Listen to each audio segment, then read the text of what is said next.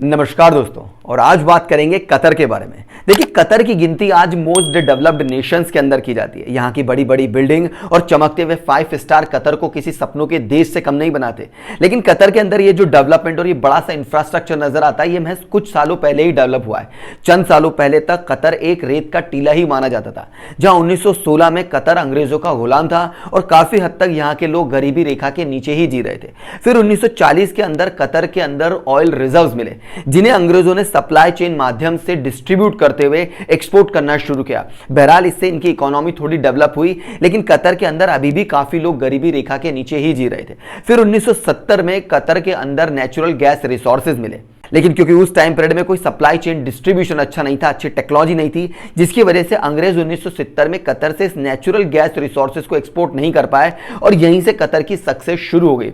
उसके बाद somehow Qatar अंग्रेजों की गुलामी से आजाद हुआ, सऊदी अरब की गुलामी से आजाद हुआ और एक फ्री कंट्री बना। फ्री कंट्री बनते ही कतर ने अपने नेचुरल गैस रिसोर्सेज और ऑयल रिजर्व्स को बड़े लेवल पे एक्सपोर्ट करना शुरू कर दिया, जिसकी वजह से कतर की इकोनॉमी थोड़ी एक्सेलरेटेड हुई। आए हुए पैसों से उन्होंने कंट्री का डेवलपमेंट करना शुरू कर दिया, लोगों के लाइफ स्टाइल और सोशल डेवलपमेंट पे पैसा खर्च करना शुरू कर दिया। लेकिन 1995 के आते आते कतर की गवर्नमेंट समझ गई कि किसी भी कंट्री को अगर लंबे टाइम पीरियड तक सक्सेसफुल बनाना है तो ऑयल और नेचुरल गैस के रिसोर्सेज पे टिका नहीं जा सकता, क्योंकि ये नेचुरल रिसोर्सेज हैं, ये कभी ना कभी खत्म हो जाएंगे। इसलिए यहाँ की गवर्नमेंट ने टूरिज्म को बढ़ाने के लिए बिल्डिंग और इंफ्रास्ट्रक्चर पे ध्यान देना शुरू किया। कतर के सोशल और इकोनॉमिक डेवलपमेंट के लिए इन्होंने रोड्स पे ध्यान दिया, साइंस पे ध्यान दिया, टेक्नोलॉजी पे ध्यान दिया, एजुकेशन पे ध्यान दिया, लोगों की हेल्थ पे ध्यान दिया। यहां तक कि यहां की गवर्नमेंट ने कतर के इंडिविजुअल के लिए हॉस्पिटैलिटी को बिल्कुल फ्री कर दिया। यानी कि अगर आप किसी भी हॉस्पिटल में विजिट करते हैं तो आपकी हेल्थ और वेलनेस के लिए फ्री में आपका ट्रीटमेंट कर दिया जाएगा। कतर की गवर्नमेंट ने यहां के इंडिविजुअल की इनकम पर लगने वाले टैक्स को भी पूरी तरह से फ्री कर दिया, ताकि आप जो इनकम कमाते हैं उसे अपने डेवलपमेंट पे, अपनी एजुकेशन के डेवलपमेंट पे, सोशल और लाइफ स्टाइल के डेवलपमेंट पे खर्च किया जा सके।